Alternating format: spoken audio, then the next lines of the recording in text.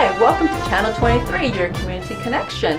My name is Lisa Chavez. I am the Assistant Director with the Small Business Development Center. I hope you enjoy our next show. It's about how to start a small business.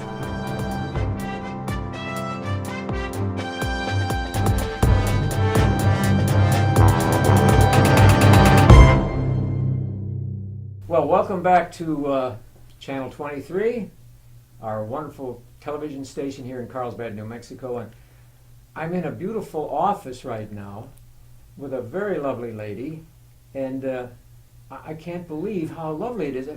This is Lisa Chavez, by the way, a very, very nice lady who works with the gentleman that we interviewed a while back, Larry Colson. Larry Colson is his name. That's right. Yes. But he wouldn't let us in his office. And this office is so delightful with beautiful paintings and flags, and I can't believe how nice it is. You really do keep up. Thank you. I appreciate it. It's like your own home. You might as well make yourself comfortable. Well, why do you think Larry wouldn't let us in his office? No comment. No pictures. No pictures. Yeah, well, it's pretty much a kind of a white wall. White wall. Oh, that would scare the cat. Yeah. Yeah, that's not so good. Well, Lisa. Yes, sir. Let's go back. Obviously, you work here at the Small Business Center. Let's go back to the early days, where you were born, your parents, and where they came from originally, and let's go from there. Great. Well, I was born in Malaga, New Mexico. Malaga, New Mexico. Oh, Malaga, I guess you should say. Is that okay, Malaga? Yeah, Malaga, yes. I've been out here so long, I love to speak like yeah, well, I know people in Malaga. Malaga, well, I'm surprised people are, I'm glad that we still have people that still live there, but I was born and raised in Malaga, and I lived behind the old schoolhouse, the Malaga schoolhouse. Yeah, that was, I went there, kindergarten, and to first grade, and then I believe in 1969, 70, I'm kind of telling you my age, that's when they closed the school down. And so they bused us to Carlsbad, about 30 of us. Bused us to Carlsbad School. We attended Edison School. Edison? Were you a teacher at Edison? No, but my daughter went to Edison. Yeah, Edison School. And so, but in the summer, what we would do as a family, of course, to earn a living and to help our parents out, we'd pick cotton. We pick cotton the old-fashioned way. You mean yes, my hands. You out yes. Picking as cotton? A 7, 8-year-old, I would go out there and pick cotton with the rest of my family. And so I think that really taught me to work. I didn't really have a missed choice, but looking back, I'm glad I grew up in that type of surrounding, because that put a lot of value on the work ethic. And we grew up working, and of course I graduated from Carlsbad High School.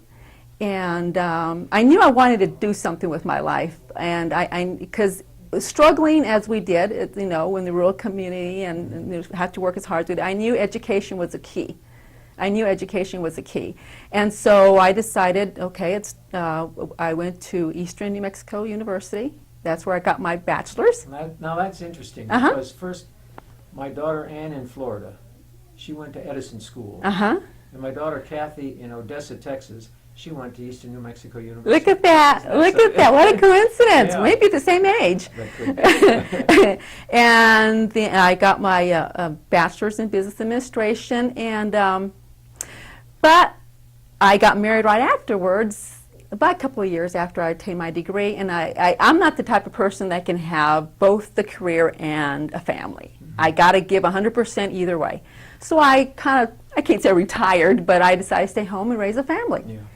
And then here a couple years ago, Larry Colson, the director, gave me an opportunity to work temporary as a business specialist here at the Small Business Development Center. Yeah. And I knew it was an opportunity of a lifetime, because that was my desire for so long, is to be able to get back into my career and really apply what I've learned.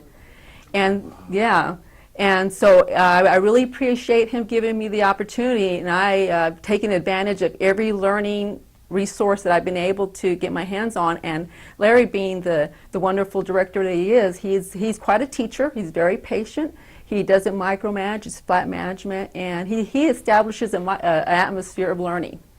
In other words, he sets the standards. He does. He goes over them with you, and you follow them, and he doesn't basically, he basically lets you carry the ball. Exactly, and I think that's how one learns. One can't be micromanaged, because I think that kind of that doesn't, how do I want to say it? Well, you lose confidence Yeah, in you don't yourself. encourage, it doesn't encourage learning. Yeah. Right. And here about 3 years ago, with the Small Business Development Center, because we are also part of New Mexico State University. Oh, that's right. Yes. I remember that. Yes, they're our host institution. We are required as the Small Business Development Centers to be under a host institution. So a master's in business administration program came open. And of course, I applied because you got to meet certain requirements. You have a certain GPA. Yes, I know. Got to, and so I was so excited because I knew, here I am, the lifetime learner that I am. I wanted to just, okay, let's go to the next step. I mean, I want to learn everything I can in order to help the business people in Carlsbad. And so I was accepted, and for 2 years I was part of that program. And I graduated back in 2009 with the master's in business administration. Oh, that's wonderful. And it's the best thing that I ever did in my life because I'm able to use those tools in order to help our clients as they come in. I don't feel lost.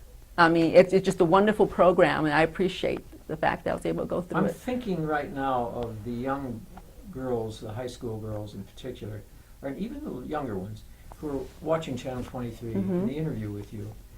And you're such a role model for them. I think that is absolutely wonderful, and I hope they pay attention and have the same desires that you had to succeed in whatever you're accomplishing, whether it's raising a family or whether it's taking care of the small business center or even working in a store. Well, I really enjoy, here about a year ago, I was able to be a judge at the Loving High School for business plans. There was a classroom that worked on their business plans, I guess I should say, and the teacher called me to see if I would be a judge to judge the business plans to see, what would be the best business plan, and they were with prizes. It wasn't only me that was a judge, but there were 2 other people. But interestingly enough, before I joined the SBDC, I was also a substitute teacher at the Loving. Is that right? Yes.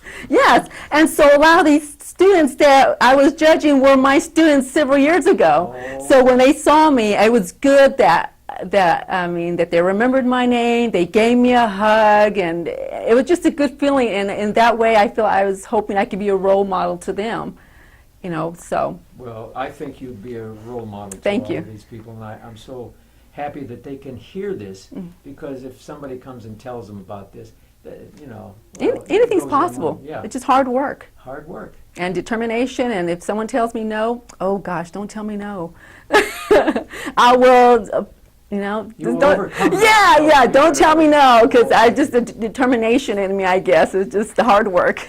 Well, we had some questions here, and I wanted to find out, basically, about the Small Business Development Center as you see it. Mm-hmm. Because everybody has a different viewpoint. Right, on right. things. Yeah, a lot of people, well, let me just start, we are one of 20 centers in the state of New Mexico. And we are located at 221 South Canyon, and we provide assistance to anyone that wants to start a business or even existing businesses that want to probably expand, or possibly someone that wants to purchase a business. We go through the technical part and see if the value of the business is what the price is, what they're asking for. We kind of work with the client that wants to buy the business, see if the price that they're asking for, the business they're interested in selling, I is see. pretty much, Yeah. it's fair. So we'll go through the paperwork, etc. And then we also provide resources. We have a lot of good partnerships with other organizations in New Mexico. So if we don't have the answer into what the client is seeking, we usually refer them to someone else, or we even try to continue that relationship with that person in either to find that answer, and hopefully they'll come back and we'll continue to work with them as well in their business plans or whatever they're looking for. And then we also provide educational workshops or education. Here we go. We're in the educational back in the field. educational part. Education, right? That's Entrepreneurship, yeah, education, and we provide a lot of workshops here. We provide a free one called Pathway to Success, and one on entities and how to start a home-based business. So, It sounds like a full deck. well, that we you have. kind of jump a lot of things. It's a really Well, we're going to get into a little other, Okay, a few great. other things, but we'll return in just a moment.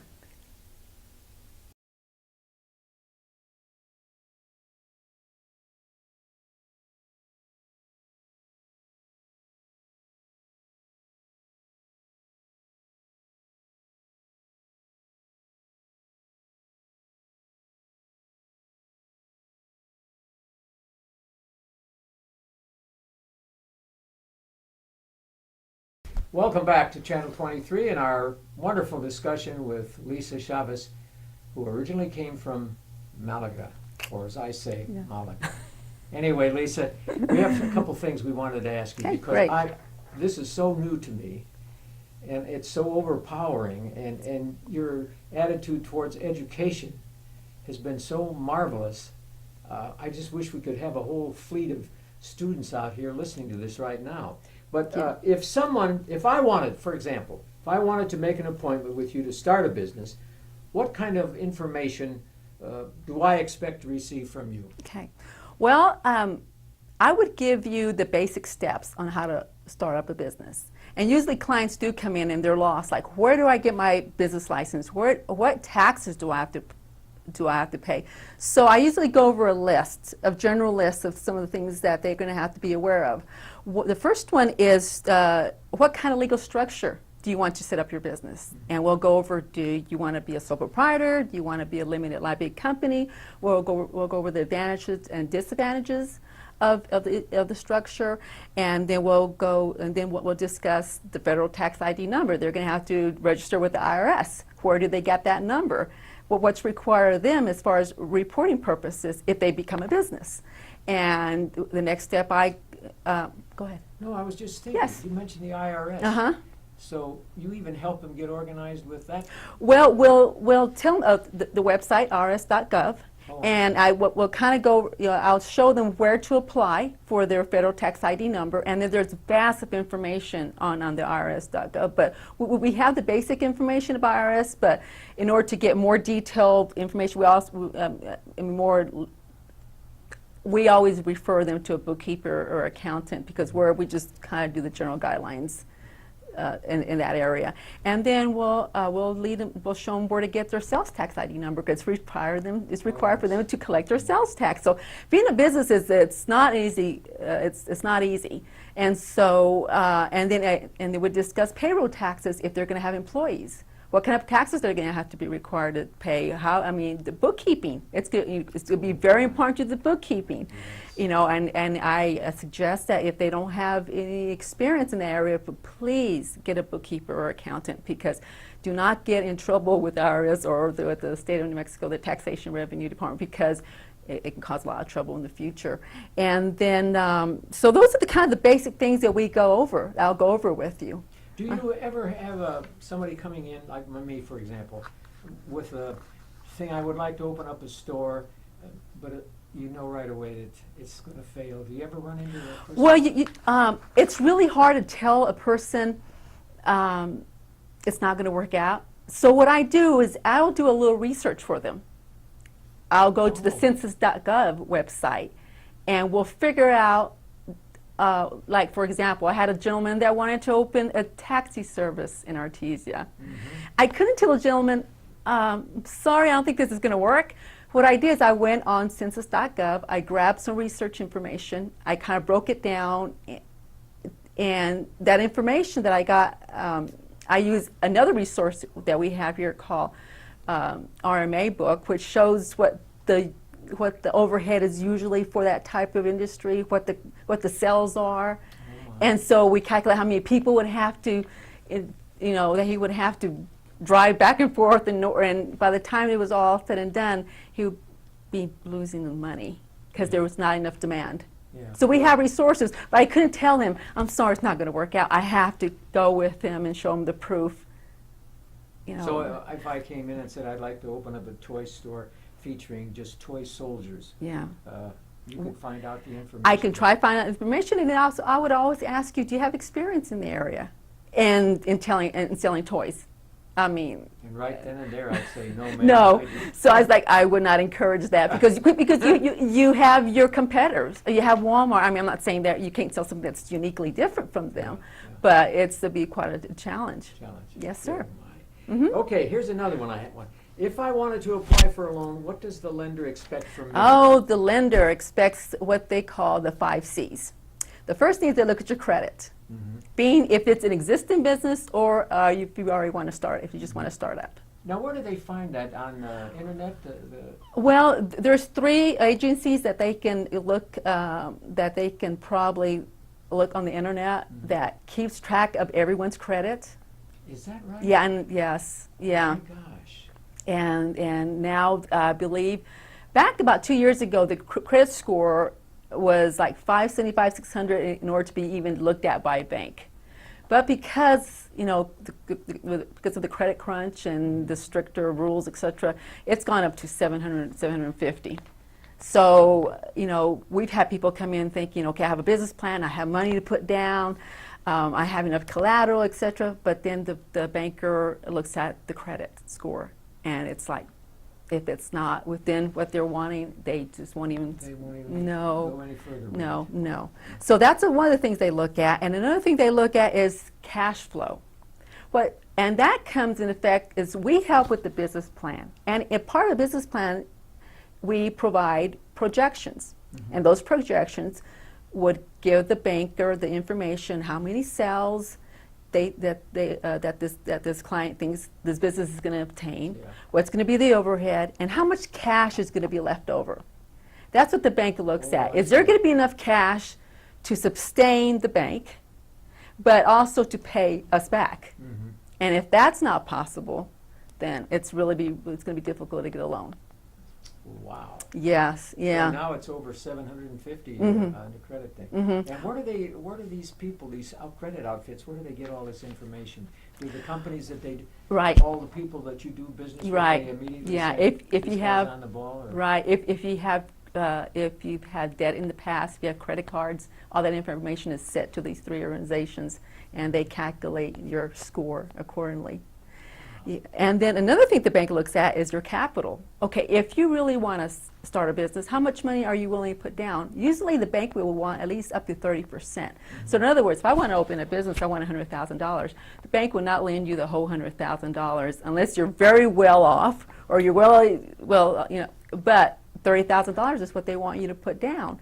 And in a sense, that is a good sign, because if they see that you're willing to put some money down, they feel they may be able to put their part down because you're willing to risk 100,000 versus 30. Yeah, exactly. I can understand. And so they look at that, and then another thing they look at is the condition. How is the economy doing? Who are your competitors? Who's going to be your customers? What do you use this money for? For equipment, to expand? They want to know all those answers. And then the last thing they'll look at is collateral. Well, if you don't have the cash flow, for some reason, if things really stop in the business, what can we get our hands on, you know, to sell that collateral, pay this bank, you know, pay our loan back, So those are the pretty basic things that. That's a tough thing to get. It is. It is. So I always encourage people to keep their collateral clean. Their credit clean. I always encourage even business owners. It's interesting because a lot of people will come in and they want to borrow money, and they've already been in the business for several years, but yet they're not able to show the true amount of cash that they've gone through that business, because unfortunately they never reported the true amount. They've kept some of it back, so it's really hard for them to turn around and say, okay, I'm making all this cash, why doesn't the bank want to lend me money or all this profit? Well, they didn't report it all, so I really encourage businesses to be as honest as possible, even though it's quite difficult with the taxes and everything. I know that. Another one here. Highlight your favorite part of working for the SBDC. Oh, my favorite part. Actually, every day is my favorite part working here. It's never, this job, you never stop learning. I mean, someone would come in with a question, I'm floored. I go, I don't know the answer. But as determined as I am, I'm going to find out that answer, because I do not know, I don't like not knowing. It's just the way I am. Well, you had that nice library back there. That nice library. That's right. Out. And then Larry Colson, our director, he's been here 21 years. He has so much knowledge about this area, so much business knowledge. Just sometimes I get stumped. And he's just an open book as far as this is, when we think about it this way, try to solve the problem. And then Veda Mata, our new secretary, she's been here a year, Very nice and she guy. is wonderful. I mean, she stays on the job. She's very pleasant. We're very lucky to have her. But the last thing is, like I mentioned earlier in our interview, there's 19 other centers in the state of New Mexico. Here in Carlsbad, basically Larry's expertise in mine is finance and accounting. Yeah. Other directors, other centers are marketing Oh. or management or HR. So we'll pick up the phone. And we work together as a team and we work together as a family. It's a really neat organization. Well, I was just wondering because Larry told me he's only 31 years of age, so he started, and he worked here 21 years, so he started the business at the age of 10. He did. The guy's a genius. I tell you, And he my is. gosh, you've got to go. Well, anyway, Lisa, I want to thank you for being Yes, here. sir. Thank We you. covered so many things, and I know that they're going to, people are going to absorb some of these ideas that you've thrown out. But the key thing that I'm going to remember about you is the fact that you never give up learning, Yes, sir. because life has to go on, and with each mistake one would make, if you keep trying to learn more, you're going to overcome all the bad features of life. Well, the mistakes are your best teachers. So we're going to end with that. Okay. Thank you so much. Thank you. On behalf of Channel 23, goodbye and good luck.